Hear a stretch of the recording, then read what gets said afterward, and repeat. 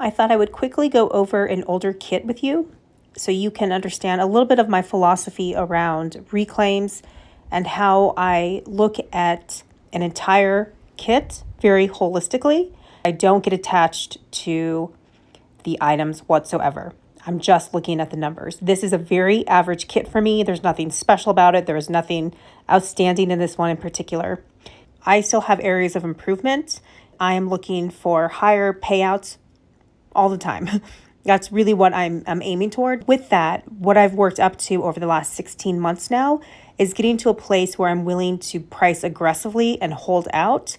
Ultimately, down the road, my goal is to reclaim every single one of my items because I want, not every single one, every single one that hasn't sold, because I want to be able to get those items back because the profit will be high enough to factor in the cost of goods as well as the reclaim fees to turn around and send it back in again if it needs another 90 days, another 120 days. Did I do that math right? So if it needs another 3 months, another 6 months, that I have baked all of that in to my overall process, you could say, for how I sort of go about doing ThredUp. When you start out, you will get your own rhythm. You'll find out what works for you. You may not be as aggressive as me. My sister right now, she's not being aggressive. She's trying to turn her money, get some quick flips, get some quick returns so that she can reinvest that money, just compound until the end of the year. She's not really going to take out, I think, any money to pay herself until towards the end of the year. I think that's a great strategy for her. For her, the items that she's picking up, I would hold out a little bit longer because I want a higher payout. For her, she wants a quicker flip. That's what you'll kind of figure out as you go through this. I want to show you very average kit. You'll see I sent in this kit. It had 33 items. Of those 33 items, 4 were no earnings, which means that ThredUp rejected those 4 items. They were returned back to me. That leaves 29 items. Of those 29 items, 12 sold. Of the 12 that sold, I made $456.10. And that's after the service fee and then the return assurance fee. So the $30 fee is the cost of the shipping label. Let's just go through the numbers first. I still have one item in this kit that's still listed right now. I had 10 that I just let expire. I wasn't really worried about reclaiming any of those. They didn't really matter to me. We can actually look at them real quick so I can show you. This Rachel Zoe top, I think all of these were bins finds. So I didn't really care about any of these. That Eileen Fisher skirt, it was pretty worn, and so I didn't really want to pay the money. That's an example of I love Eileen Fisher. I think that was the second time I had sent it in. I just went ahead and just let it expire. Those frame jeans were skinny jeans, so I was okay with that.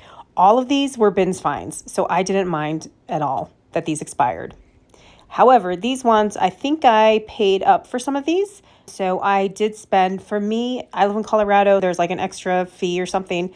To reclaim an item is about $6.65. I reclaimed all of these items. I literally just sent them back to ThredUp, like recently, just sent them back in. They will get another chance to get sold. Let's go over the numbers so you can understand how I look at this holistically. I've heard a lot of people talk about, well, I don't want to reclaim items. I don't want my items to expire. Depending on your items and what you're picking up, I totally understand that. For my business model, I will talk about why I'm okay reclaiming. It's because of these numbers. On average, when I sent this kit in, my average cost of goods at the time, they've increased now just a little bit. At the time was $4.85. That means for these 33 items, I spent $160.05. To make $456, that's 185% return on my investment of that $160. That is excellent. Some of these items were 60 days, so I would say on average, maybe like 75 days to get that return.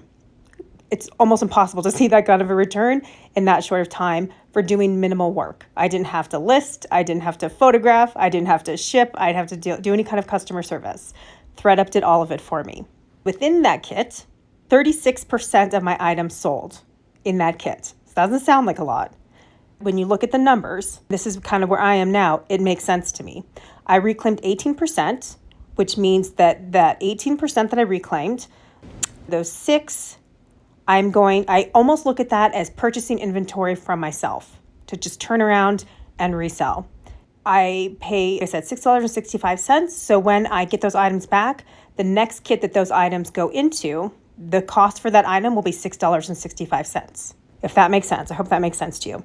Where I am right now, because I'm buying a little bit higher priced inventory, I'm sitting at around now like $6.85 to $7. I'm only reclaiming items that I know I can make $85 or higher, because I'm going to take into account that new COG, which is now $6.65, because I've already recouped the cost of that one item that I've now reclaimed from those other 12 items that I sold. Hopefully that makes sense. That's kind of how I look at it. To break it down even further for you, of these 12 items that sold, so you can take a look and you can see it's a range, $2.99. Nothing super exciting about some of these. Some of them are a little bit higher. Some of them are mid-range. These URU pants really helped the kit quite a bit.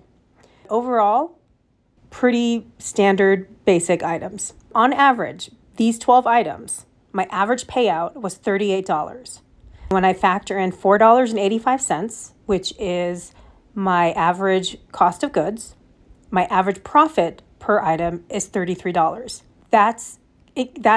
All of that takes into account these other items that did nothing, that I had to reclaim or that had to expire. That is really good that these 12 items could carry the weight of the reclaims and the expired items. Again, I hope this makes sense. That's how I look at it when I say I look at it holistically. I don't get attached to any item at all. There are some items, for example, Johnny Was is sitting a little bit longer for me. I'm willing to reclaim those items.